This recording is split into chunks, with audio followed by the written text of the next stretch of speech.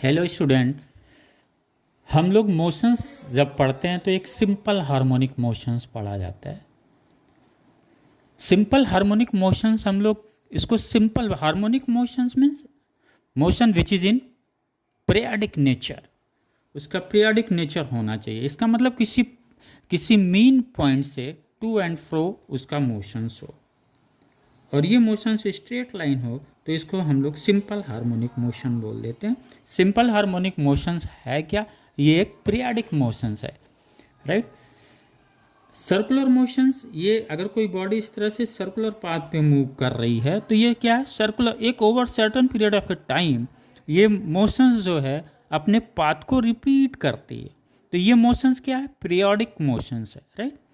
और ये जो मोशंस सर्कुलर मोशन में पीरियाडिक मोशंस तो है, लेकिन इस मोशंस को हम लोग हार्मोनिक मोशंस नहीं कह सकते हैं, राइट।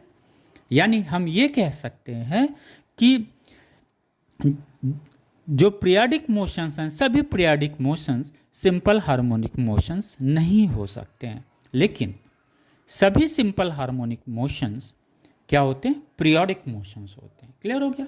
आइए, पीरियाडिक मोशंस का भी कंडीशंस क्या है? पीरियाडिक मोशंस में भी क्या है?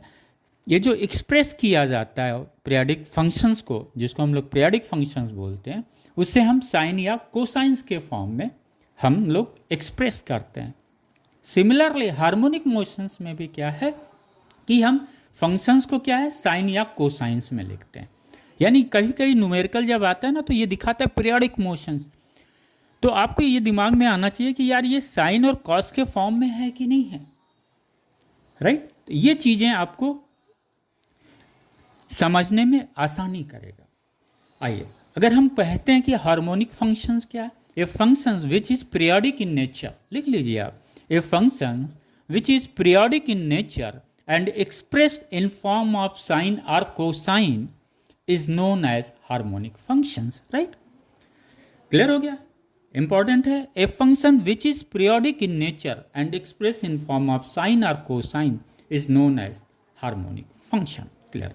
इसको कैसे एक्सप्रेस करते हैं? ये y सपोज डिस्प्लेसमेंट है, उसका मीन पोजीशन से a sine omega T. a क्या है? एम्पलीट्यूड है।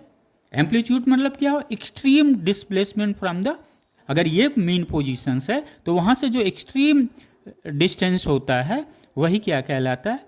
एम्पलीट्यूड कहलाता है, राइट। या इसको हम लिख सकते हैं y equal to a cos omega t. Thank you.